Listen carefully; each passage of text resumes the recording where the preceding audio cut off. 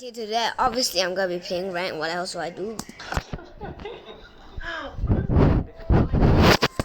Oh, for free, I gotta go to Miss too. Oh my god, I'm scared. I'm scared.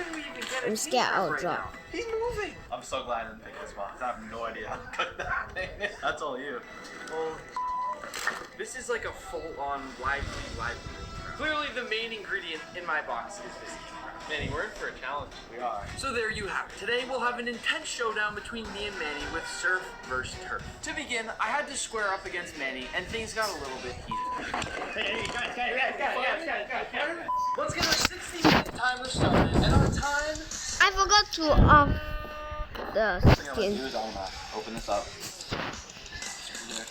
I'm not gonna cook this entire thing. That wouldn't make sense, obviously. Just cut into the meat like immediately. What are you doing? Alright, I'm gonna cut a nice piece of this. This little piece of flaming yarn. I'm gonna use this red wine here and make a red wine reduction. A little bit of garlic. Then I'm gonna take these potatoes and make a little potato This puree might be and good put that under the steak. if And they then give finish me it one. obviously with some Osmo garlic salt. That's the plan. I hope it works out. Today I'll be making king crab raviolo. King crab leg right next to it. I've never used a duck egg before for a pasta, but we're gonna find out how it is. I always feel so bad for king crabs, but I'm sorry, Mr. Krabs. I'm just kind of prepping the meat here before I get into it. There's a lot of silver stuff you can see like right here. And I'm just gonna trim this as much as I can.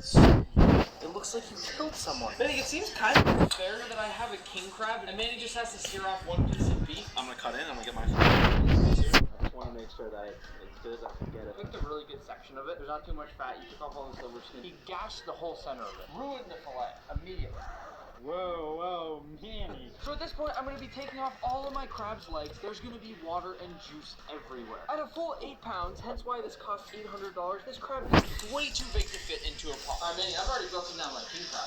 I'm moving kind of quick, Manny. We only have 45 minutes left, so you might want to be quick. I've got my boiling water. Time to cook that king crab. I'm going to steam these legs. Beautiful. Alright, so I'm thinking about actually cutting this piece off. I'm not going to have as big a piece, but I think this would be a more perfect piece. It's might be frowned upon in the Wagyu community or Nick, but I'm just... Alright, now I'm going to cut through. I think my perfect piece is going to be right here. There we go. Now this is going to be our nice filet mignon steak.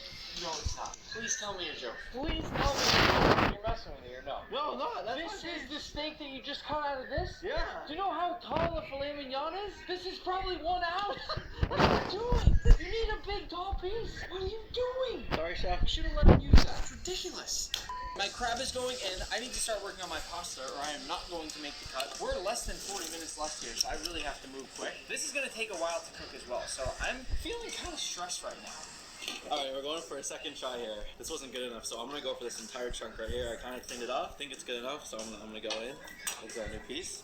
Pretty substantially bigger than the first one. Now I'm gonna move on to the red wine sauce. I'm gonna come back and cook this later. So I don't want to hurt Manny's feelings, but look what he's doing here. He has first made one that's way too short. Now he's made one that's far too tall. I'd cut off probably about this amount off of there and have a really, really nice steak. But I'm gonna let him do his thing. This is his dish. So the king crab has this crazy amount of liquid. But I have to start working on my pasta or I'm gonna run out of time. Alright, so I'm gonna get started on the red wine reduction sauce. So I found some extra stuff in the fridge. I found some shallots, some butter, and some rosemary. I'm gonna start by cutting up some shallots kind of finely. Manny, this is the last hint I can give you today. You need to deglaze your I pan with the red wine. realize I That's already all I'm gonna got say. And when I deglaze, I'm gonna do that after I toss these in some butter. I'm getting to work on my pasta to keep things fair. I'm not I mean, gonna at measure least out get some anything. sort. I mean, I typically don't anyways, but I want to level the playing field here a little bit. So I'm going to go in with some flour. I'm going to dump this onto the center of my cutting board, make my nice little well in the middle, and then into that well, I'll crack a few of my nice ducklings. I've got a couple cuts from the king Everyone's crab, but targeting I us. made it out alive. I'm gonna heat this up a little bit. This one like a low medium heat. I'm gonna add a little bit of this oil in it. Stop it. What in the Stop targeting us. are you doing? I'm just gonna get a knob of this butter off. Probably like this much. Don't need a ton. I'm gonna let this melt in the pan a little bit before I toss my shallots in. And I'm gonna turn the heat down a little bit. I don't want to brown the butter, but actually it might be kind of nice. Now I'm We're gonna add the literally shallots. getting You targeted. clearly have not paid any attention to all the many times that we've made steak. He could not be doing things more backwards. My pasta dough's coming together. I think the duck yolk pasta dough might actually work out. I really do.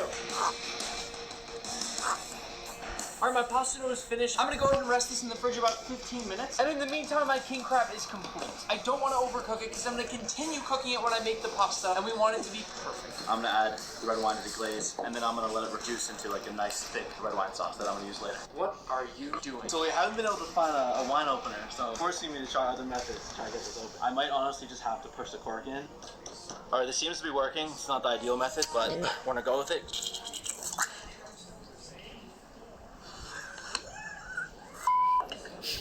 I want everyone to take a quick look at the stations here. I have my neatly wrapped pasta dough, my king crab is cooked, then look what's happening over here. So I haven't even really started my sauce yet because I've been trying to find a wine opener for like 20 minutes. And we only have about 25-30 minutes left. I'm gonna keep this up, I'm gonna kind of get this the temperature again, and then I'm gonna flambe the sauce with the red wine. Flambe? Give me some. Let's go. It's kind of bubbling. Cooked a little bit more than I would like to, but we're just gonna kind of go with it. It's not hot enough, I don't think, for flambe yet. Dude.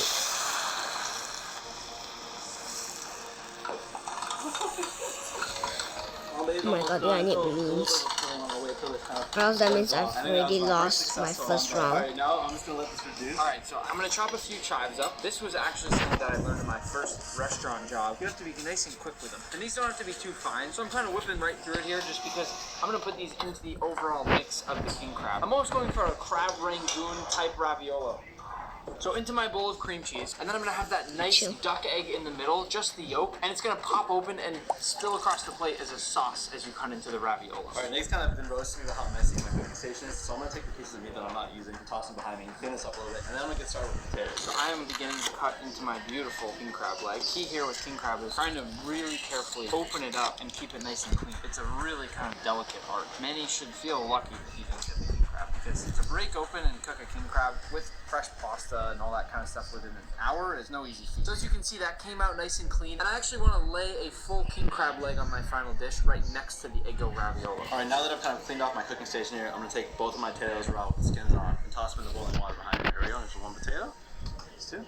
Alright, I've cooked potatoes before, but honestly, I don't remember how long I'm supposed to cook them, so don't tell me. I'm gonna Google it. So I'll chop this up nice and fine, just into small little pieces where you can still get that nice texture from the crab, but where it's not going to kind of overpower the raviolo and be too much. I'll toss that in my bowl here. Perfect. It's okay if I bring a little crab juice with me. That's what I want here. Alright, so I've had this on a very, very low simmer because I don't want to burn this. The sauce is really starting to thicken. It's a lot thicker than when we started. I'm going to keep on going so it's a little bit thicker, and then I'm going to purify it with this chimon right here. Here. Now I'm going to use this spatula and just kind of press it through here.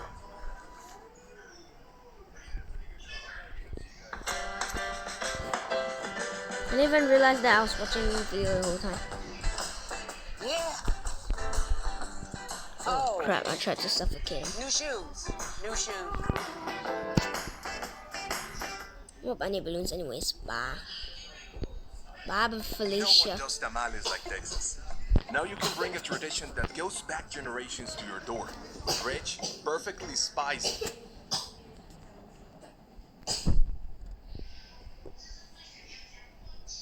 I have to say, it makes me proud to cook with man. After all the things that I've tried to teach him, I hope he's at least soaked a few things up, but so far, honestly, I don't. I mean, this reduction smells and looks okay, but if you move it around, you can see it's not properly emulsified. It would be what we call a broken sauce. Because it's broken. Still a sauce. So we currently have 23 minutes left on the clock. I'm gonna add just a few seasonings into this, but I want to Why? keep it nice and simple. All these flavors should speak Why? for themselves. I want to let the king crab do the talking. It's not fair, he was lagging. He wasn't taking enough I'm back. gonna keep the seasoning He simple. hit I'm and gonna use some cheated freshly back. ground black pepper, some flaky So it's white basically salt, not roasted fair, garlic, dude. osmo salt as well. Then I'm gonna take Oh, some I'm dropping so much. It's not fair, dude. properly. I like that. So I'm gonna roll this up and pick up the rest of the salt on the board, and then I'm gonna go in with some pepper. You need about 5 times more seasoning on the piece of meat there. All right, so my pasta dough is done. I'm gonna go ahead and begin rolling it out. But here's the thing, I want to keep this competition fair, so I'm gonna be using a rolling pin to Separated. Since we waited so long too, I also burned the shallots. Everything about this sauce. So I'm gonna redo this. Hopefully the second time's better. That's not hard to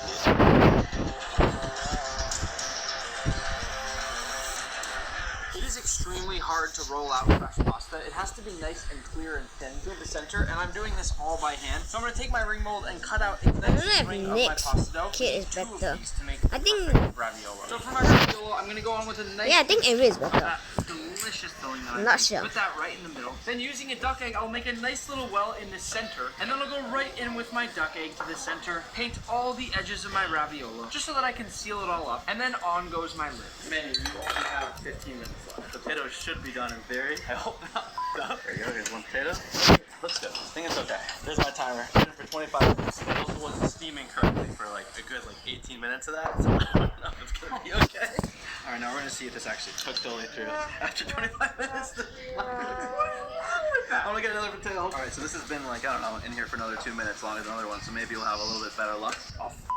Oh, this is a little bit softer. We'll take off the parts of the potato that are cooked here because I don't have a lot of time left, and we'll leave the inner part of the potato that's not cooked side of this. You guys got 13 minutes left. How you feeling with only 13 minutes left? I'm making extra ones. I'm literally having so much fun over here. This to me is one of the most exciting videos we've ever done. All right, I just added some butter in here. Melt because it's still really hot. All right, my new stick of butter. Try number 2. Hopefully I don't stick it up this time. A little bit of oil in. The butter doesn't burn. Sauce in here.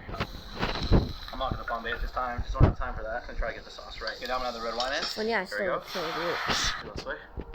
I'm just hoping I can get it to emulsify correctly. It's finally time to start cooking Just in my case. raviolas. I'm gonna go in with some of that crabby water. I'm not using any of this flavor with my dish. That is when the pasta's gonna cook. I'm trying to pour this sauce in this bowl. Trying not to spill because I've been spilling all day long. All right, before I cook the steak, I'm gonna get a couple things that I'm gonna use to base the steak. I have some garlic here, first I rosemary, thought you had steak, iron all armor. seasoned. Now what I'm gonna do is I'm gonna I was add about some to oil say, and like, add, how do you have half an inch iron armor in there. already? So wait till it's really hot. What Nick's hot? No, not half an inch. More like 2 centimeters. We only have 6 minutes. Oh my! Has not even started a steak. I can tell you right now, I'm going to have to give Manny extra time. All right, I think the oil is hot enough. I really want this to be really hot to get a nice sear on both sides. So wish me luck. Here we go. Actually, really proud of you, man. That was good. Now let's see if you pay attention. So I'm just gonna let this sit for 2 minutes on each side and let it cook all the way through. I'm just honestly worried about either cooking it too much or not cooking it enough. As you can see, that's a really nice If I'm about crust. to let some go faster build up and You can slash see one of the video. steps you missed. You didn't push the steak down. I've already lost my RP point to silver 1. Steamed this Oh section of my the beef. God. He didn't pay attention. Maybe I can get that right on this side. So I'm gonna start pushing it down now. For the record, what you're looking at there is probably a $50 to $75 filet mignon. So if Manny messes that up, that's just throwing money right out the window. All right, let's check out this other side. Oh, This side is way the better than the first stupid side here. It's fantastic. I'm gonna flip it over and try to improve I this swear if side I a little bit. dropped. Anything? I'm still waiting. We are past the time of the hour block. We have 3 judges that are coming. Why? My dish and have my Why do I keep getting absolute poor teammates? 15-20 minutes ago. Look at this. He started cooking his steak. This one of you playing me, dude. I don't want useless bitches as my teammates. What is this? I'm not using it. Wasting the most expensive part. As you remember, the first time we did this, the other side was bad. I think this is a much better improvement. Look at that. That's a crispy steak. So that is now what a lot of people would call burnt. All I know is this. If the judges cut Manny's steak open, This is basically it's not just me perfect AFK and doneness, dying. That's it for Manny. What are you doing? You're gonna melt it. Too much. The turkey is smoking, man. Now I'm gonna baste the steak. I'm gonna add some butter in, some garlic, add some thyme. All that. It smells really good. All right, now I'm just gonna continue to baste this. Check out this Verbo. Michael, they're your cousins. Look at me.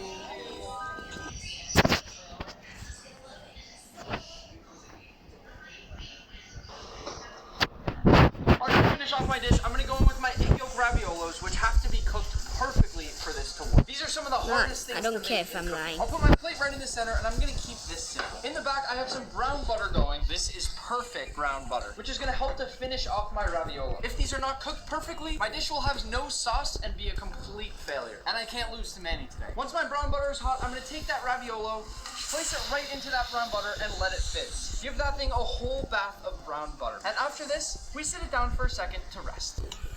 Manny, the judges are waiting outside. We have to finish our dishes right now. We have to clean off our workstations because they have no idea who made what dish, except for Marwa, who set up the mystery boxes. And then it'll be time to taste. Manny, officially, I'm giving us 3 minutes each to finish everything.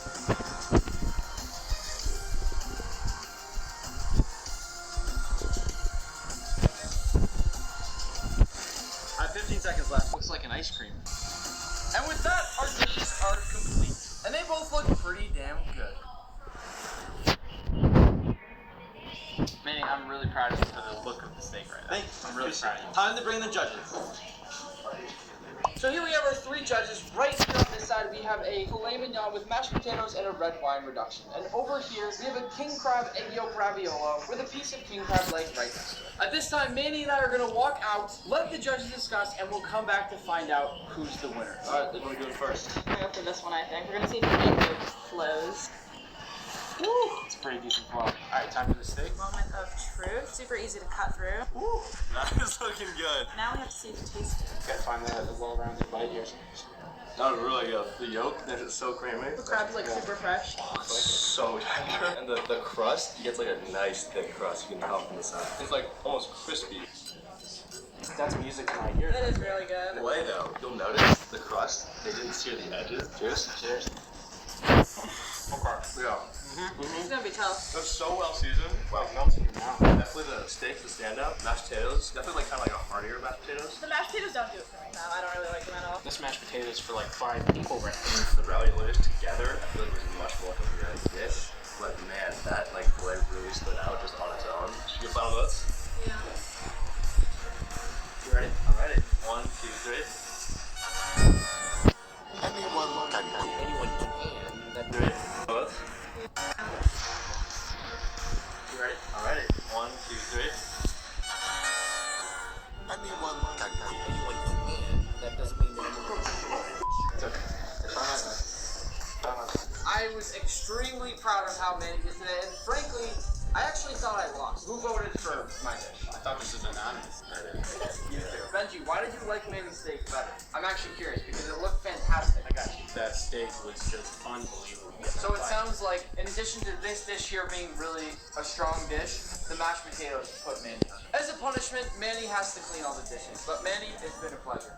Thank you, Nick. Tell us all below if you liked having Manny cooking today instead of filming. Manny was far better at cooking than I thought he would be, given that he never cooked, and he had me nervous at the end. One last time, make sure to subscribe so we can catch up to Gordon. Smack a like on the video, if not for me, for Manny's cooking today. And happy cooking.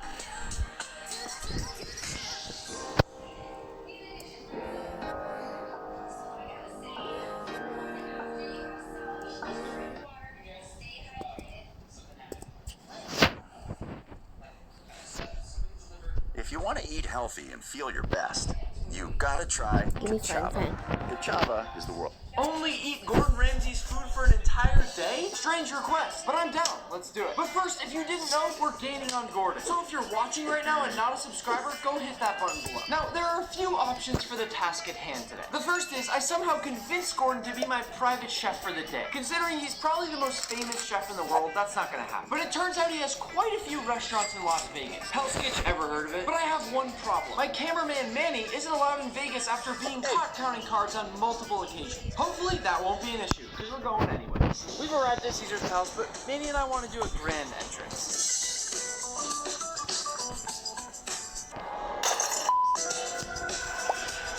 Having that. Also have a question. Is this the real Caesar's Palace? What do you mean? Is Caesar here right now? No. This is where we're going to be spending the night.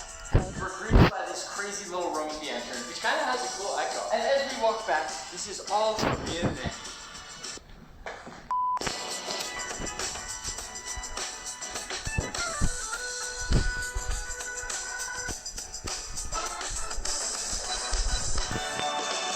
I mean, this place is just insane. What the f*** are you doing? Wait a second. I don't know what the f*** just happened. It's time for bed. We'll see you in the morning for a lot of food. Okay, look at this spot. I'm trying to press. Dangerous. Hey, Caesar. Caesar's house. So first restaurant we're hitting for breakfast is Gordon Ramsay Burger. Zane here. I guess we could call you our handler for the day, because Manny's been acting up. It became quickly clear to me that Gordon Ramsay Burger just basically had a bunch of fancy hamburgers. And I'm definitely not complaining. They also let me work the grill in the back for a little bit. If this was secretly a test by Gordon, I'm pretty sure I nailed it. So we are here at breakfast. I guess you could kind of call it a lunch, and it's about 10:30 in the morning. And we are going to be eating the entire day. First up, we have this scrambled sandwich, which basically Let me out. It's not fair. nestled in some buttery brioche bun. Manny, that is really good. Over here we have these bacon bit tater tots. Yummy. And then something that I am very excited for personally is sticky toffee pudding French toast, which I'm gonna dip in gold sauce. Oh man, that is good. Take a bite of that. Oh. Now we have our breakfast drink because of course we're gonna have a lot of cocktails today. And this is called the Oh Bloody Hell. Bloody hell. Manny, I think we might see Tipsy Nick today. After trying everything, it was time to let Manny have at it. I told him to pace himself for the day, but he didn't really listen. We're gonna have to roll Manny out in a wheelchair. Can't drive there. The wedding starts in 3.5 hours. So that was a fantastic breakfast. My favorite was easily the scrambled sandwich. Gordon is known for his scrambled eggs. Next up, we have Gordon Ramsay fish and chips early lunch. Gordon Ramsay fish and chips is clearly one of those spots that Gordon brought back from home. And I think it's awesome that he brought a restaurant like this to the U.S. What the are you doing? It's good. So first up we have this lobster fish and chips, and I will say it smells fantastic. I'm gonna give it a nice squeeze of lemon, then dip it into both soft and crunch. Next up we have our classic fish and chips Seven any with bit this left. curried sauce.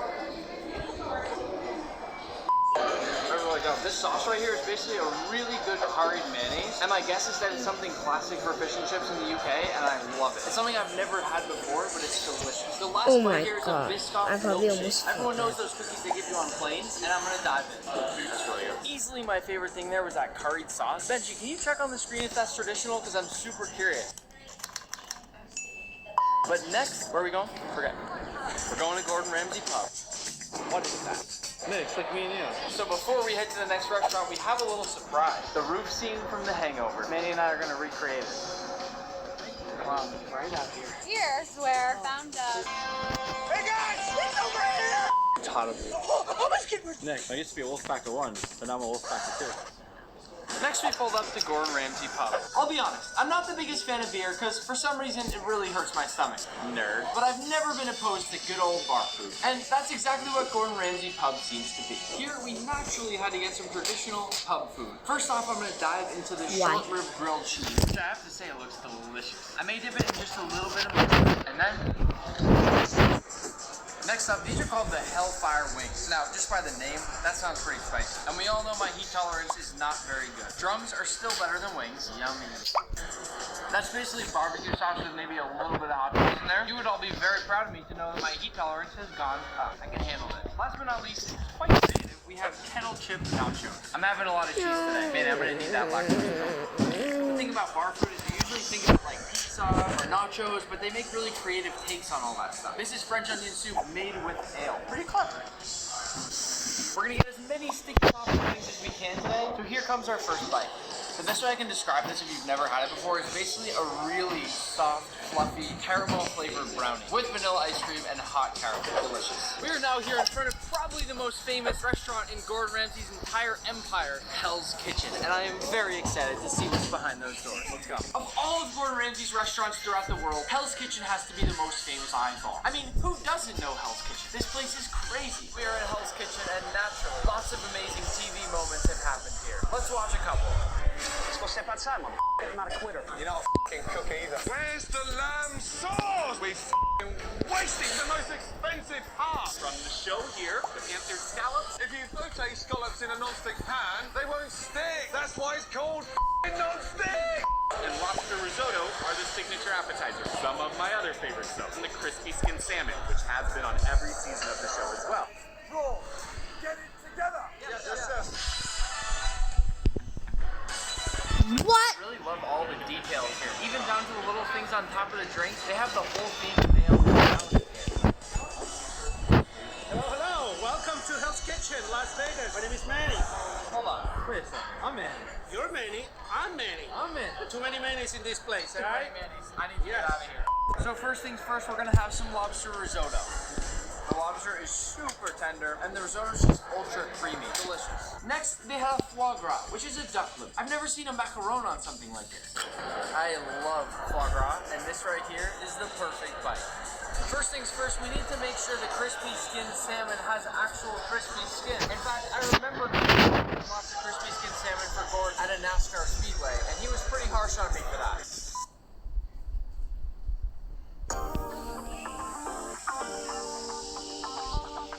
Okay, dude, no one care about your stupid ad.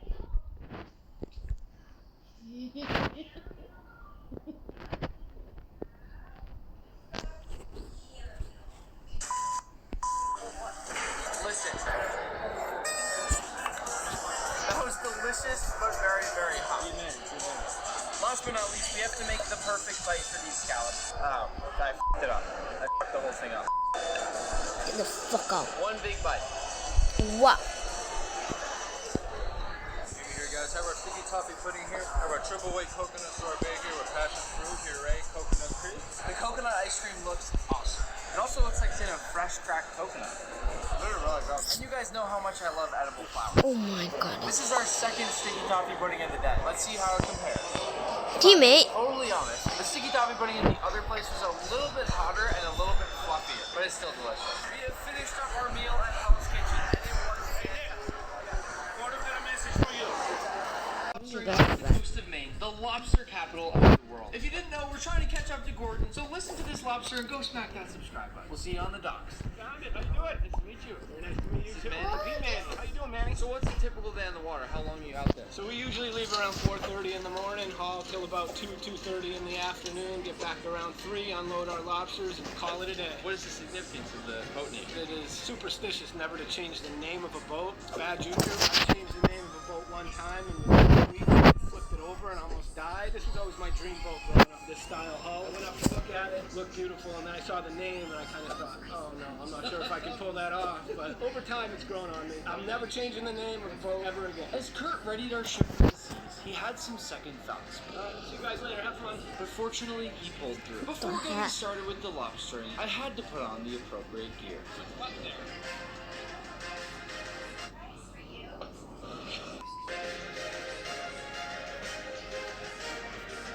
Get mad at Manny, you got that? Now that I was all geared up, we were ready to start heading out to sea to find our first lobster trap. Here we go. First trap, coming up.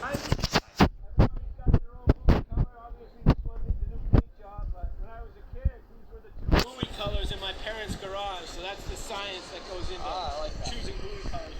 We are in 32 feet of water. So this machine pulls it right up for you. Yeah, goes up and over the block into the hauler, and then hauler does all the work. A little different from my joke of a summer lobster operation, how many?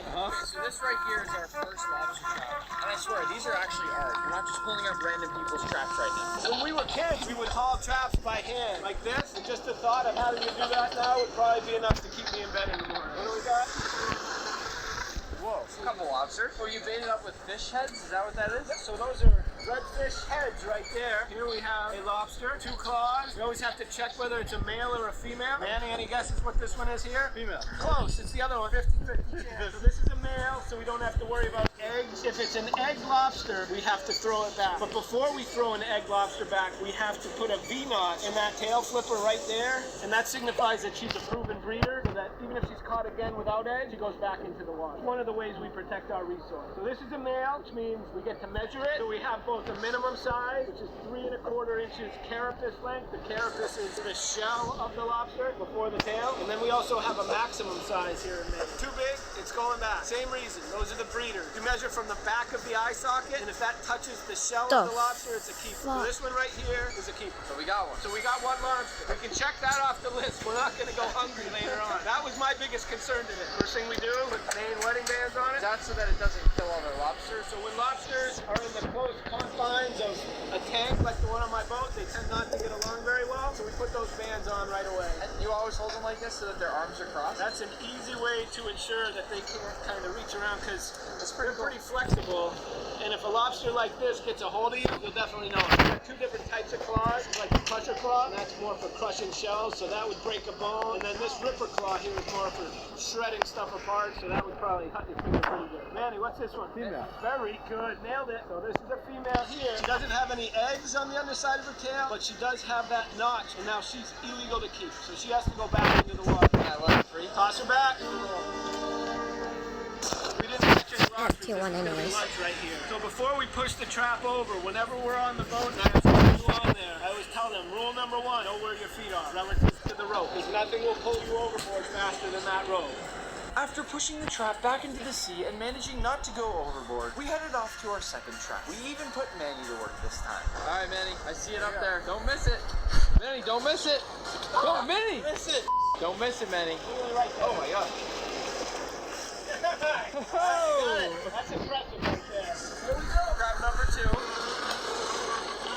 Oh, we got a few more. before. Quick question for you. I've heard that lobstermen can be quite territorial. So what happens if someone messes with your traps? Because that happens, right? It happens. It doesn't happen too often, but when it does happen, it's kind of a big deal, and it needs to be dealt with. There are subtle and not so subtle ways of letting people know that they're bad apples, and typically those bad apples don't last very long in the fish or in general. This one's too small. We're letting her go. We're letting him go. Letting him go. It's easier to find. Oh, wow. Hey, you see that? Saw it. First trap, up and over, under here, around this, and then it goes. Look Nice, at toss this that. up. Smooth as silk.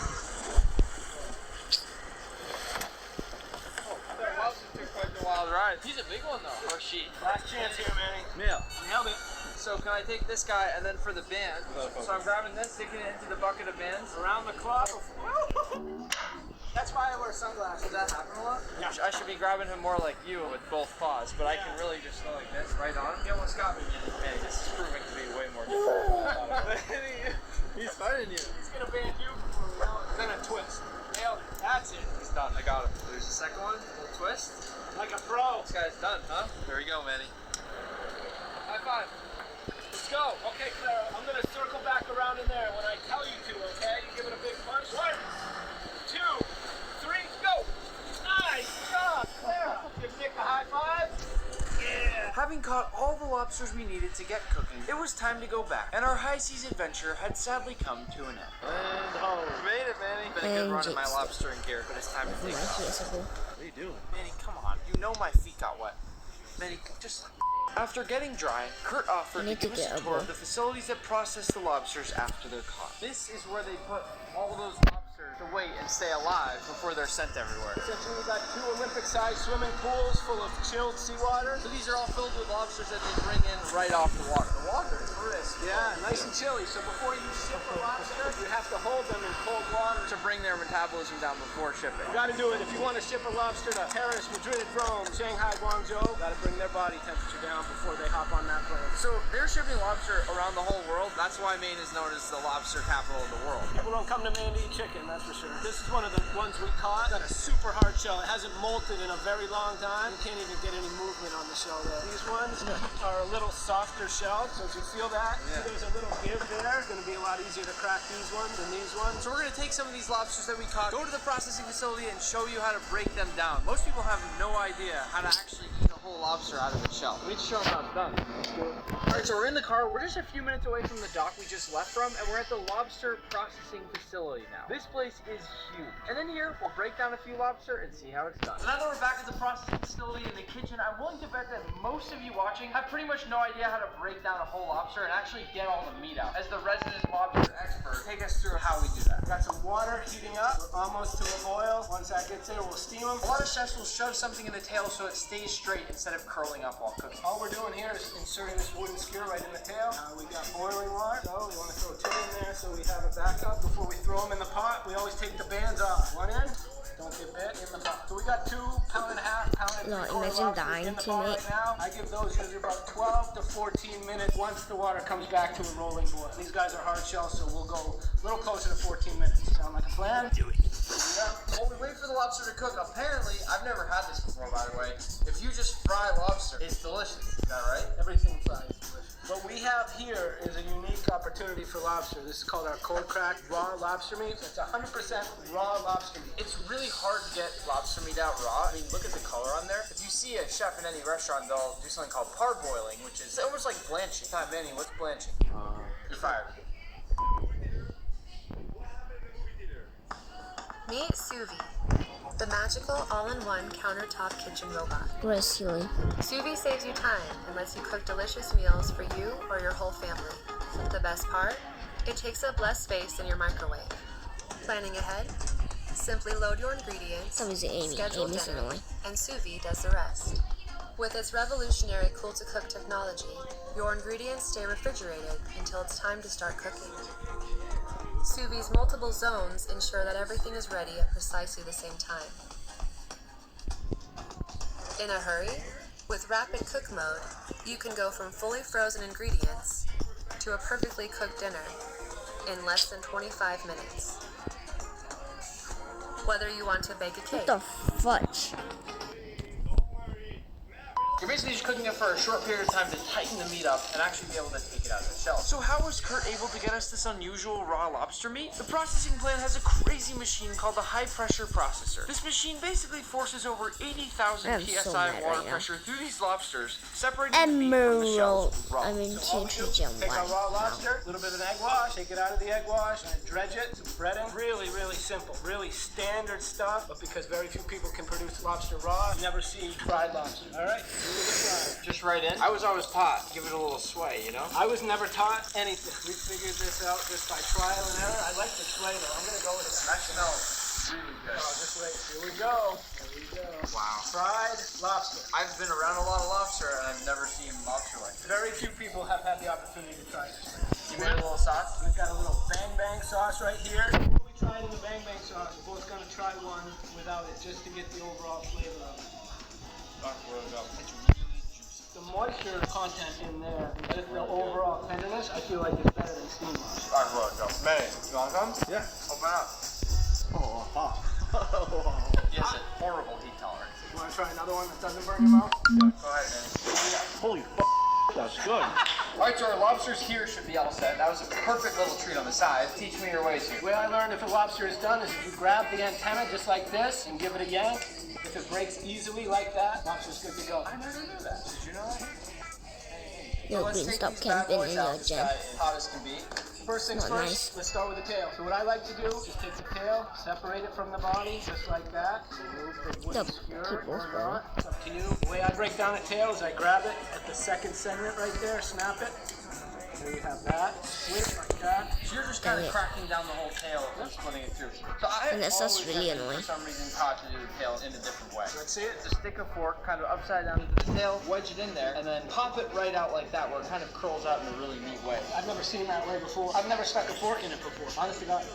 I've only broken a tail down one way. Isn't that cool? Beautiful. It's the same thing. And frankly, your tail is a lot prettier than mine. Tail is all in the eye of the beholder. Yeah. And these are my favorite little morsels of lobster right here. And this is one of the ones that I say everybody misses. Look at that tail clipper right there. Look at that chunk of Squeeze it right out. beautiful chunk of lobster. So there are 4 or 5 of those pieces there that you can take the meat out. And you're just basically cracking it off the end. And then you have that little piece there. And you're just sort of squeezing and pulling that right out of there. Pitch it right out. And there you go, now you know. So you can already see the lobster starting to come together here. I'm wondering now if we do the claws in a different way. Let's find out. I'm gonna go ahead with the big crusher claw. Show me first, how do you break down the claw? I start by breaking kind of the knuckle of the arm away from the claw. This right here. You have to do it right. That meat will come out. If you don't, you gotta use a picker for it. I start with a cracker, and this is a really hard shell lobster, so if it doesn't break with the cracker, then I will move to the butcher knife, and if it doesn't work with that, we'll see if we get to that. You crack right through it. Yep, just gently enough so that I don't want to break the meat. Uh-oh, man. We'll use some super glue. So I actually do it in a different way too. I first do break this off. I try to possibly leave the meat on there. With a hard shell lobster like that, that meat is packed in there so tight it's tough to get it out. And then I actually do go ahead with the knife, and I like to just come right. Some Such very an easy way, fancy right? study. Just get that big piece, and then all you do is shimmy it right out of there. There's so much tough meat with the hard shell. So the knuckle meat is actually one of my favorite bites in a lobster. It's always so sweet, right? And tender. Jinx! Jinx again! So I would say there's 2 more parts to the lobster. First, you have kind of that body, which you can really dive into. I don't think we need to because it gets kind of messy. No, I don't bother. However, there's tons of meat inside there, and if you really want to get your fingers and go through there, I always love it. And that last part is the leg, right? Yep, we got 8 of them. Best way to get the meat out of the leg, bite it right out from the end all the way back. Here at the plant, we literally have leg rollers. We produce 2,000 pounds of leg meat every single day. And they're just these tiny little specks of leg, but they can have plenty of meat in them. I'm gonna be blatantly honest with you here with the leg roller. I've never rolled a leg myself in my entire life. When I get through the claws and the tail, I just start over with another lobster. Most people, if you're trying to roll a leg out, you can take anything round and you see that? Pops right out the end. It's insane. Beautiful leg. In one piece, too. Now that we've gotten the majority of the meat out of this lobster, it's time to lay it all out and see what we've accomplished. We've just shown you how to take out every last piece of meat in a lobster, which I would argue is very important, especially if you're in Maine. I want to give you a massive thank you for taking us out on the boat. I'm sorry, man, it can be a bit of a lie. You did an amazing job on the boat. Watch out, watch out, watch out! One last reminder to toss a like on the video, and with that, over and out. fast this can go. Find out. That didn't feel real.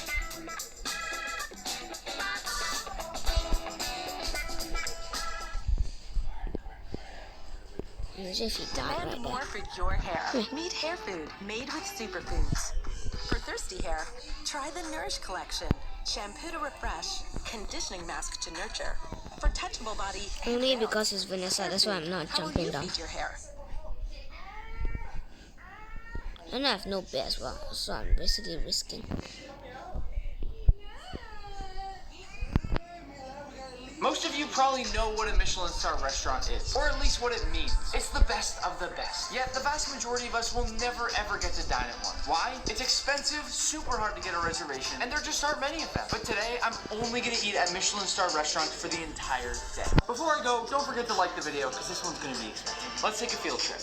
Before we start, I do want to give you a little rundown of what exactly we should be expecting today. What is a Michelin star restaurant? Most people will never even get to try a 1 Michelin star restaurant, let alone a 3, which we're going to be trying later today. And for those that don't know, the Michelin Guide is a series of guidebooks that essentially tell you what the best of the best restaurants are. I do all sorts of things with food, and even I have only eaten at 2 or 3 Michelin star restaurants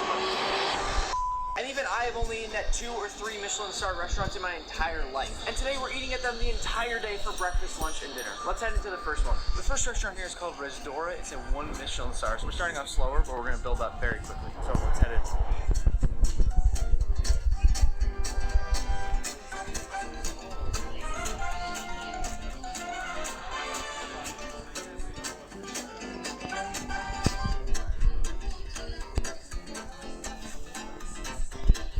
Yeah, literally almost died. Gave me a nice cocktail. It does have booze in it. Is that correct, Manny? That's correct. That is correct. Never too early. Things are going to get wild today. It's really good, actually. Thank you so much, guys.